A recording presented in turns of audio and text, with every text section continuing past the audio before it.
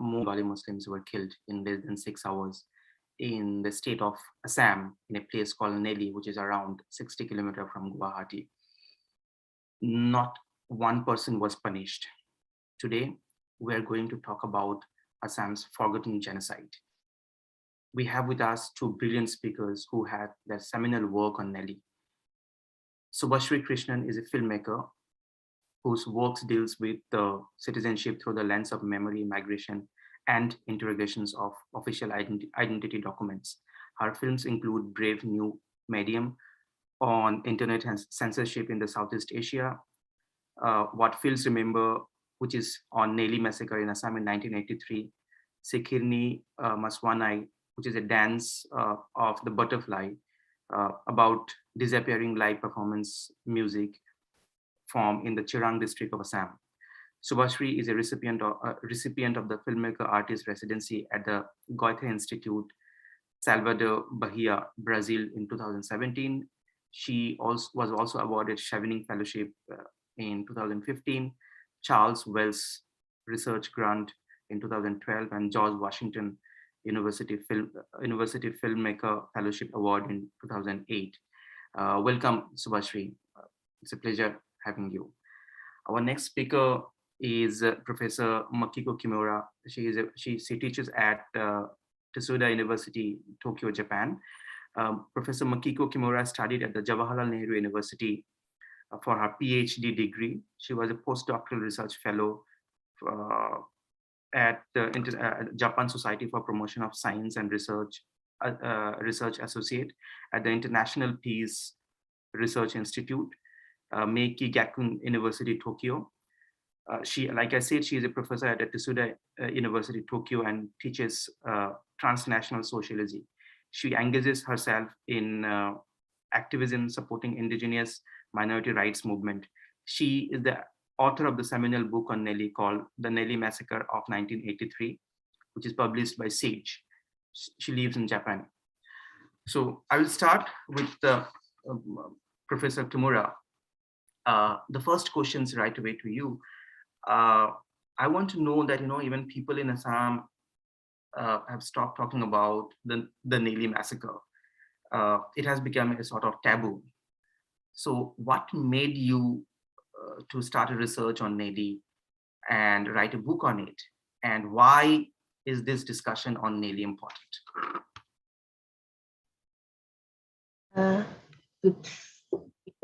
Good morning, everyone. I hope you can hear me. Yes. Thank you, Amal, for introducing, and thanks for your questions. Well, it's been already more than 20 years since I went to Nellie. It was in 2001. And that was a time when I was conducting my PhD research in JNU. Well, my PhD topic was on this something called movement, Assam Andolan, movement from 79 to 85.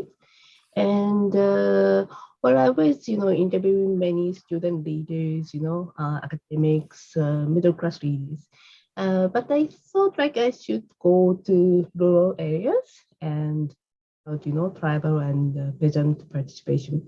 So then a friend of mine in Guwahati, in Assam, that there was a big killing where, a large number of tribal people have also participated.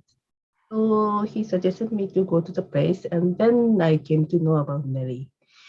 And so that was the first time I came to know about Nellie. And well, in the beginning, I was not really aware how big the incident was. So after visiting, I came to know that it was one of the largest killing in independent India. And that's why I started, doing some research on this. My book is solely on Nellie, but that, part, I have developed, after submitting my PhD dissertation.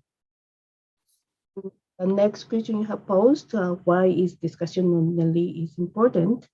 I think there are a few, reasons to focus on Nellie. One is that this is, as I said, this is one of the largest, collective violence which took place in independent India, apart from partition violence. No, there are only a few equivalent cases like Gujarat riot in 2002 or Nelly has been not Nelly hasn't been discussed so much. That's one thing. And also, Nelly is also very unique in the sense that, in other two cases, it was very clear that the government was on the side of the rioters, those who were attacking them. In Nelly, it was different because that time it was the Congress government which was at the center, and they were desperately trying to impose, state legislative assembly election in Assam to elect, Congress government in the state. It's a movement, leaders who were desperately trying to stop the election because they thought, in the voters' roll, there are lots of, names of the foreigners. And they said, we have to drive out these foreigners. So, the government was definitely trying to, protect Muslims, different origins, were the victims. But they failed, and this is a very unique case because, police and security forces were trying to protect them, but they failed. It's a very intense, violent, case atmosphere was there. Thank you so much, Professor Makiko Kimura. I will continue that questions with Subhashri. After 32 years after the genocide, you made a documentary, What Fields Remember, on Nellie. Can I ask you what made you to make a documentary on Nellie? Thank you, Aman, and to the organizers of India on the Brink. Thank you for not just inviting me on this panel, but also having a session on Nellie. I'm really glad this is happening. And it's also wonderful to be sharing this space with Makiko, whose work, of course, I've read, but it's the first time we've ever been asked to be on a panel together. So for that reason as well. But Aman, to answer your question, it's going to be slightly long-winded. In 2006, on the 25th anniversary of the Nellie Massacre, this journalist called Teresa Rahman had written a piece on the Nellie Massacre for Tehelka. And she was in fact this was in 2000, she was in fact speaking about how those who are the survivors of the massacre, how they were coping with it, after these many years of the massacre and not having really received any compensation or any form of justice. And of course, this kind of piqued my interest because in 1983, when the Nellie Massacre happened, I was very young, but I was living in Assam then. I was an 8-year-old. I was living in a place called Tinsukia. So I called my mother and I was like, do you remember there's this vague memory I had as a child of something happening? And this was, of course, in a different part of Assam, which is in Upper Assam. And my mother, of course, recounted her memories of what she remembered. And then I started to look for, this was in 2006, or look for things around the Nellie Massacre, writings, films. And really, I found almost nothing. There were some pieces on Assam in academic journals or books that historians and sociologists who work on Assam. But Nellie was, as I always say, was like a footnote. It may appear in some things, but it was a void. It was a blank. It's almost as if this had never happened. And of course, after that, I started thinking about this question, which, we're all, I think, engaged in at this moment. Like, why is it that we choose to forget some things? Amnesia, and we know not just in the Indian context, in other contexts as well, it is structural. It's never so innocent. So I started asking this question about collective memory and collective amnesia. And of course, I started working on my film in 2013. I managed to somehow get a grant to work on a film. And that's when Makiko's book, in fact, came out. So thank you, Makiko. In some ways, that was the starting point. And of course, I got in touch with her and she put me in touch with folks. So I think for me, fundamentally, it was this question that led me to work on Nellie. And then, of course, I've continued to work in Assam and continue to even today, is this question of why is it that we choose to forget some things? Not the people who've been through it, because they live with it forever, but those of us who are outside. And we can discuss this in this session. There is a complex set of reasons as to why that happens, and it is structural. Why something is actually in the margins and continues to remain. Even for those of us who believe in secular democratic politics, we speak about Gujarat. Even today, we speak about Bhagalpur. But Nellie is always, yeah, that happened, but that's something on the side. But yeah, my reason for actually wanting to make the film was to actually ask this question, why do we forget? But through the making of the film, I realized who was asking the question.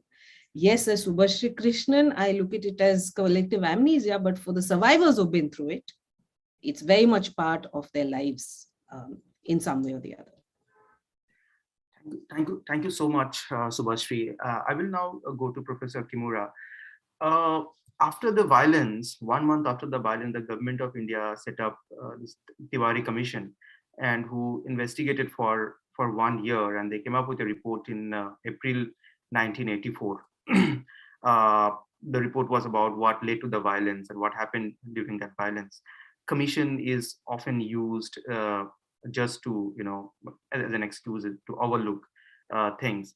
I want to know, can you please tell our audience that what exactly was the Theory Commission report? What were the most important findings? And most importantly, that report was never tabled, that report was never made public. And why was it never made public? Can you please throw some light on it?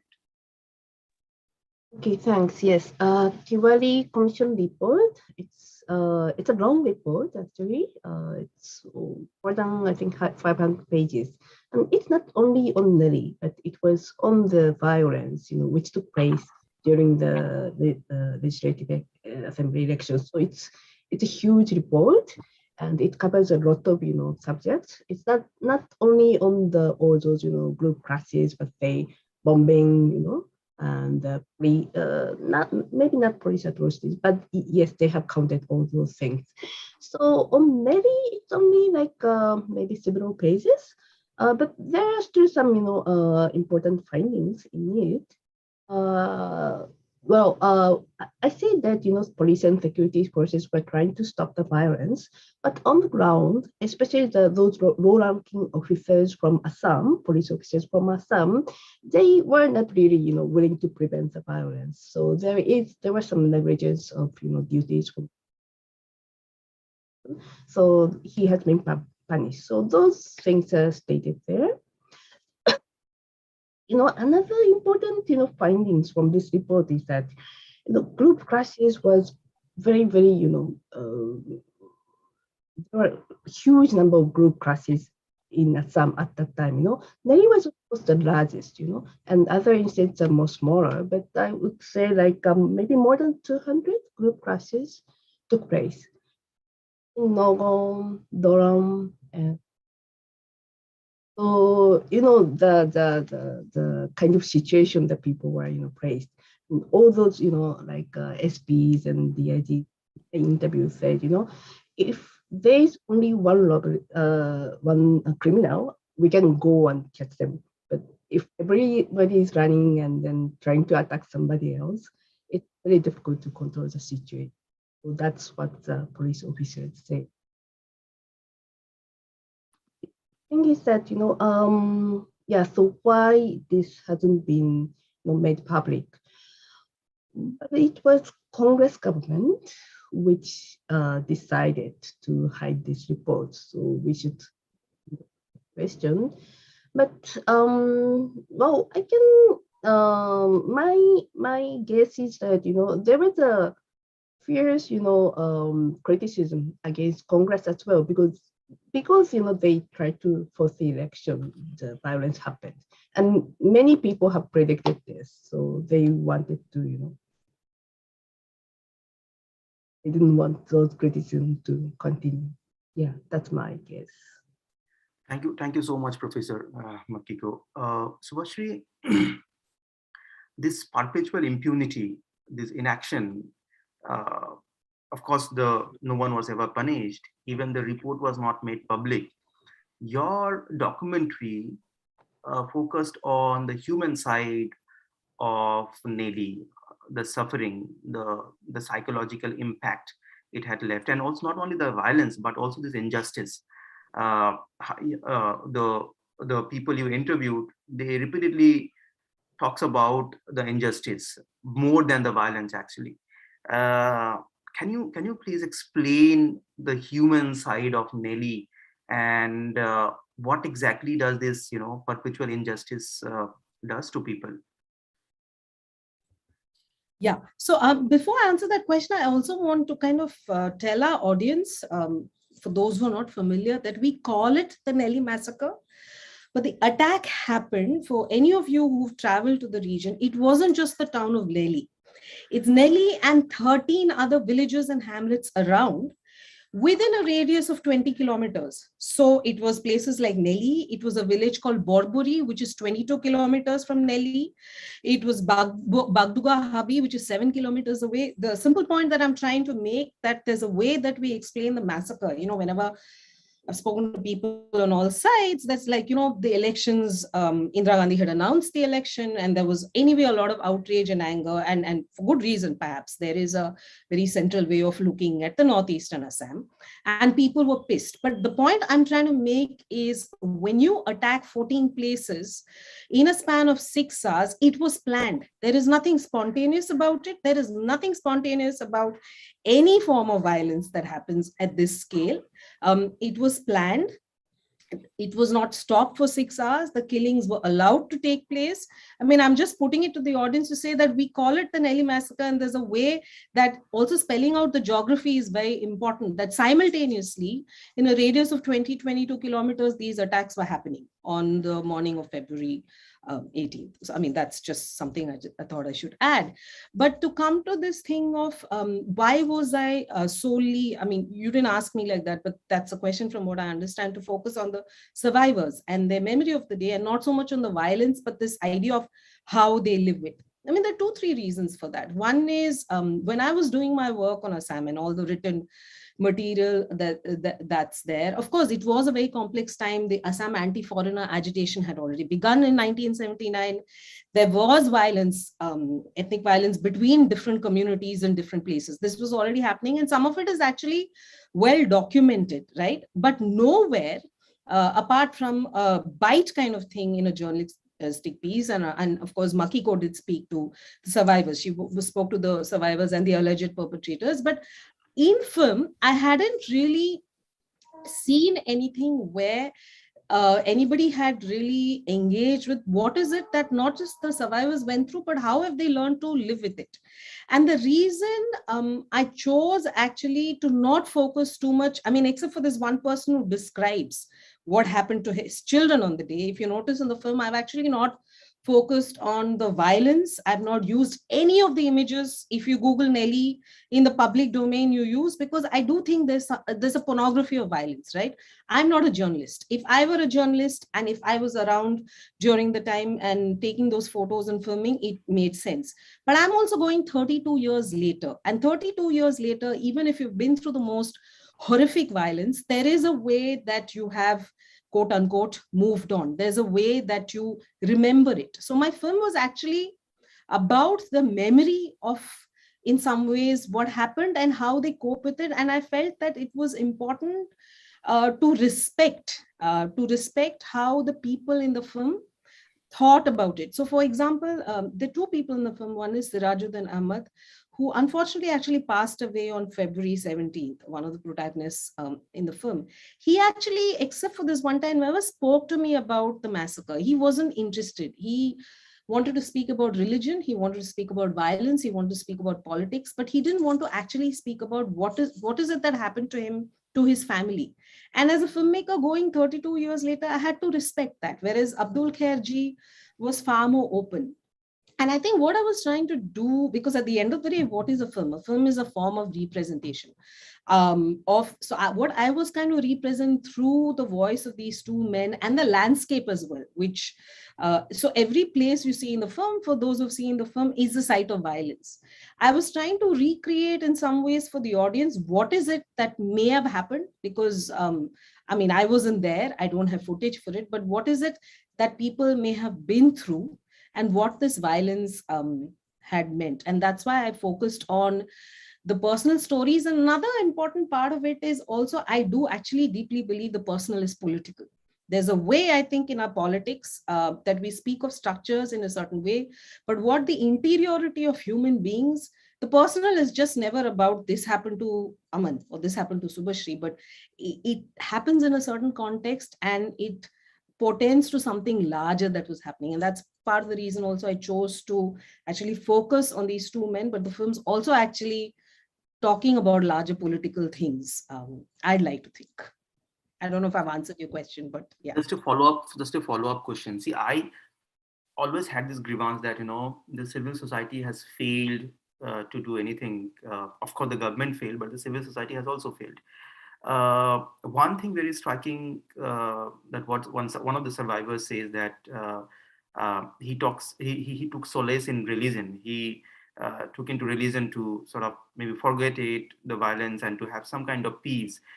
So can you tell us that did their suffering increased because of inaction from the civil society, and how the civil society has failed to do anything to give them any kind of relief, either to challenge that order which dropped all the charge sheet, or to give them some kind of compensation? So what was the role of the civil society, and how their inaction has also increased the suffering of the survivors? That's a very interesting question. And this is a question I keep getting asked, right? This man who actually has no faith in any way of the legal courts and systems is now saying redemption is in the afterlife. It doesn't exist here. And he, in a way, ends the film. So, I mean, there's a lot of critique also I received for the film. I mean, there's two reasons, right? As I was going there, and I was actually interested in, when I started, in looking at the register of course, the legality, which in some ways Abdul Khairji represents. But I realized during the filming and during the edit that in the case of the Nellie survivors, whether that's religion in Sirajuddin Ji's case, or the court system in which Abdul Khairji believes, they're both a matter of faith. Because it's not as if you believe in the court system, in the case of the Nellie survivors, they actually were able to get justice. Not a single person was ever put behind bars. So in some ways, to say I will actually fight these to the court is as much as a matter of faith like religion. To be very honest, I don't see the difference. With Sirajuddin Ji, actually, before the Nellie massacre happened, he wasn't an atheist, but he actually was not somebody who had much struck with religion. He was that person, is what he remembers and what his family says. But basically, after the massacre took place, it affected him very, very deeply. And I must also say here that I found that his relationship with religion was a very peculiar personal one. So he was very critical with all forms of organized religion, whether that's Christianity, Islam, Hinduism. So he would never go to the mosque and pray. His prayer was always at home.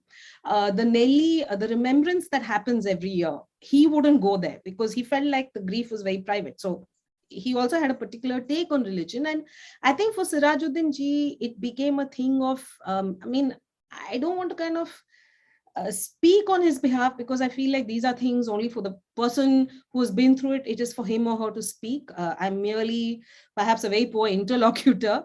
But I think for him, it was this thing of everything that you know around you has failed you.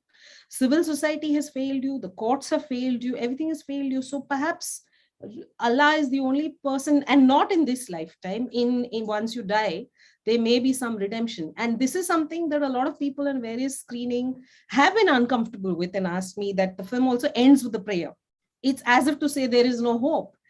And my response to that is, this is how I saw it. And I'm not going to create a sense of false hope if I didn't see it. That's not how I experienced it. And that's not what it is for the people who are the survivors, at least then. Thank you so much. That's quite a reflection of the society, actually. And like you said, it ended with prayer. And I believe that because there was no justice, there was no hope, and prayer is the only thing that would have given them peace. I will now ask Professor Makiko Kimura about the reason behind the violence. So it is often said that there was an election scheduled on 14th of on February, and people from Nellie voted, and that become sort of impetus to kill these people. But violence was all through, from January, February, on 14th when the election was held. around 1,000 people were killed in Saulkhwa. Again, of course, no one was ever punished. And that is the same place where eviction is taking place today. There was violence in Mukalmua, there was violence in all over Assam, basically. And so I want to ask you that, what was the reason behind this violence? Very difficult to answer this question. What was the reason for this riot? Because if it's army operation, there's one person who, directly orders. But if it's a collective violence, there are many people who have been involved. So there are many stories on this. I can just, point out some of the facts which led to this violence. Before the violence, there were lots of rumors. And also, not only rumors, like, cases where, terrorists have been attacked, these people, court people have been attacked. Also, there are some cases where, Muslims have been attacked and then they took shelter in Nelly. All these, rumors and some of the real stories. So it's both sides, Tiwaz and local Assamese. They were also, very, very frightened. And they thought, if we don't attack, them, then that's one thing. Another thing, but election and voting, these are, of course, this is the set of the balance, that the race was desperately trying to stop them from voting. And Muslims were definitely wanted to vote voting. Congress was instigating them. So there was a really a tension between them. So I would say election was, of course, one of the factors. As I said, as many scholars, pointed out, there was, issues of land alienation among the tribe. Sentiment especially from the Tiwas. Once this land was ours, but it's been taken away from us. There is a more complicated stories behind this, but it is true that they had this sentiment. It's pretty complicated, So, but if point out some of the direct cause which triggers the violence, election and voting, and of course those small scales of attacks and killing just took place just before the marriage. Just a follow-up question to you. So you must have also researched about the reporting because you spoke about rumors. So what was the reporting likes in the Assamese newspaper before the violence, and was it also responsible for this violence? Well, papers, there were some of the reportings like this, there were like doctors arriving on shores, and some Rajakars were, arriving like from Pakistan side. All these, rumors from Bangladesh side, all these rumors were there, of course. But during, I think, as a movement, during this, 83, it's, spread from mouth to mouth, basically. Okay. Just before the. Okay, thank you so much. Subhashri, this is a follow-up question. So, she spoke about rumors and the insecurity of the community which came and massacred, committed genocide on this. I'm sure this was not that simple. And she also mentioned about Rajakars. I remember reading a journalist talking about like 3 days before the massacre, Assamese newspaper was all about that, Rajakars from Bangladesh was coming and attack Assam. And this was after 12 years after Rajakars were almost decimated in Bangladesh. I mean, this was after 13 years after Bangladesh came into existence. And by then, Rajakar had no influence. So this fake news, that similar fake news is happening today. We are discussing about a genocide because about the recent genocide speech, about this continuous fake news, these insecurities, this hate mongering about Muslims. So can you please explain us that what does Nellie Massacre gives a message or explains about what is happening today? Do you feel there are similarities of what happened before that, the violence, and what is happening today? I mean, oh, definitely. I see traces, and that's, I mean, as I've said, I mean, it's not just the Nellie massacre. I do feel what is happening in Assam today, and by that I mean, not just the NLC exercise, of course, since 2015 that began, the D voters, people who've been pronounced as D voters, those in detention centers who've been there since the mid 90s. And please note that even in the 60s, actually, there were detention centers in Assam and people were being put in the detention centers. And then again, it restarts in the mid 90s. I see all of this as traces of what I call the post-partition story to some extent, and also post-71. So in some ways, and especially if you live out of Assam and you live in Delhi, you feel like, oh my God, since 2015 is when all of this is happening in Assam. It's not true. I think in Assam, the violence is cyclical against different communities. And here, I'm speaking about the figure of the Bengali person, the poor Bengali quote unquote migrant. It doesn't matter if you came in the 20s or 30s or 40s or 50s, you are forever seen as the other, as the outsider. And I do feel like this is to do with both Bengali Muslims and, of course, Bengali Hindus as well. You will see that there are many people who are from the Bengali Hindu community as well who've been put in detention centers. So this is also an anti-poor Bengali kind of thing. And I feel that in today's climate, a certain of course, I'm going to be attacked for saying this, a certain, let's say, ethnic kind of difference, so I was going to say ethno-nationalism, but I stopped myself, has come in very neatly fit together with the kind of Hindutva politics that you see today, right? What was a certain kind of ethnic and linguistic kind of struggle on the one end and violence on the other has now very neatly formed and co-joined with the Hindutva politics. And the question I wonder, because I continue to work in Assam, is it is being said, and it is true, that, the voice of the indigenous community, that the land has been taken away, that the indigenous community, and whether it's not just the Tivas, but people from indigenous communities from other parts of Assam, right? The land has been taken away and that the migrant has come and taken over the land. Now, I'm not in a position to comment.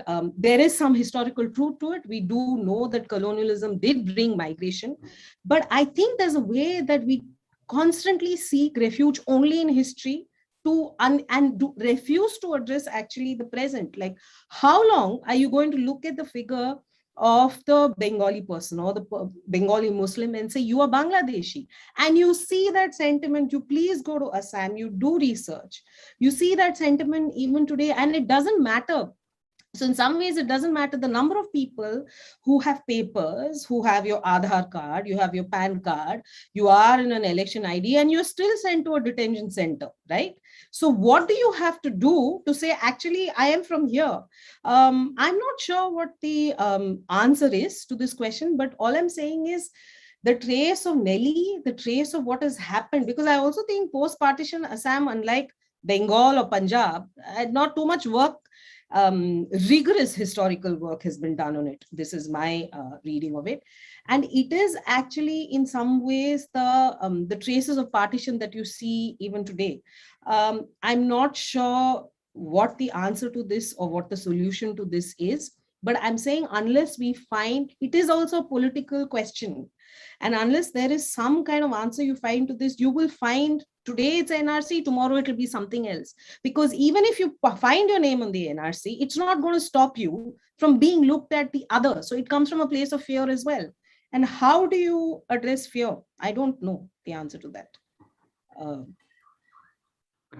Particularly when the fear is so unfounded. Yeah. Thank you so much. So, Professor Kimura, last question to you. Again, I am coming back to impunity. Around 7,000 FIR, 299 charge sheets, all dropped by one order. We understand that AGP came to power by then. Can you please explain why the victims, the survivors of Nellie, never got justice? Um, um, well, it's first of all, the system has failed because I still don't understand, how come the judiciary, this process that, because in Japan, once they file the charge sheet, then it will never get dropped, by the government's intervention. Both the system has failed, I think there's something extremely wrong with the system. And second thing was that, I think Muslims of migrant origin in Assam has long been deprived of their voices. And it's been better that they started, represent themselves, like I'm sure you know about Mia poetry and all. I think there were hardly any organization which represented them. And especially, Nelly is in their locality. Uh, there are very few, educated, people. I think that's another reason why, they could not, push strongly towards this, because I know many human rights, activists and lawyers, they said they want to lend hands to their cases to push forward. But I think there was, so, the link with those, activists and the local people haven't been established so far. So all these things happening, I think. And I think especially the silence in the civil society of Assam, really, have been, contributing there to. Thank you so much. That also speaks volumes about the inaction of the civil society and its failure. Coming to Subhashri, you are an outsider, right? How, what do you make of this charge that outsiders, both of you are outsiders and both of you have seminal work on Nelly? So what do you make of this charge that outsiders really don't understand Assam, NRC, outsiders should not speak on Assam and do not understand this complexity? So how do you make this charge? I mean, how do I make sense of it? I mean, to be honest, Aman, it's been a journey. In 2013, I mean, it wasn't the first time I was going to Assam. I have connections with Assam, but when I started the work in 2013, and when what Fields Remember completed in 2016 was screened in Guwahati, Studio Nilima, the only place that's actually screened the film. There was that charge of, oh yeah, you've made a film, and it's usually Assamese men. You've made a film, but let us tell you what you didn't get ABCD right.